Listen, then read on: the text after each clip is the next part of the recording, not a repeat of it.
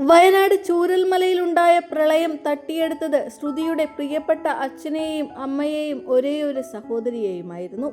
പ്രിയപ്പെട്ടവരുടെ വേർപാടിന്റെ നീറുന്ന വേദനയിൽ നിൽക്കുമ്പോഴായിരുന്നു ജീവന്റെ പകുതിയായിരുന്ന കാമുകൻ ജെൻസനെയും വാഹനാപകടത്തിന്റെ രൂപത്തിൽ കാലം കവർന്നെടുത്തത്. കണ്ണീർക്കടൽ മാത്രം ബാക്കിയായ ആ ജീവിതത്തിലേക്ക് ഇനി പ്രകാശത്തിന്റെ പുതിയൊരു വെളിച്ചം കടന്നു വരികയാണ്.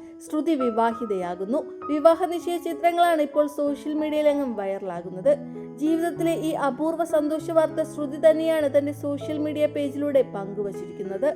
നിമിഷങ്ങൾക്കകമാണ് ഈ വാർത്ത മലയാളക്കര ഒന്നാകെ ഏറ്റെടുത്തത്. അതിജീവനത്തിന്റെ പ്രതീകമായ ആ പെൺകുട്ടിക്ക് പുതിയ ജീവിതത്തിൽ എല്ലാവിധ ഐശ്വര്യങ്ങളും ഉണ്ടാകട്ടെ എന്ന് പ്രാർത്ഥിച്ചുകൊണ്ട് ആയിരക്കണക്കിന് ആളുകളാണ് സോഷ്യൽ മീഡിയയിൽ ആശംസകൾ ചൊരിയുന്നത്.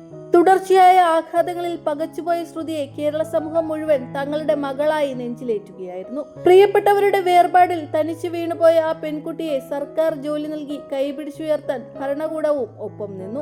വയനാടിന്റെ നൊമ്പരമായി മാറിയ ശ്രുതിയുടെ ഓരോ കുഞ്ഞു ചലനങ്ങളും മലയാളികൾ എന്നും വലിയ കരുതലോടെയാണ് വീക്ഷിച്ചത്.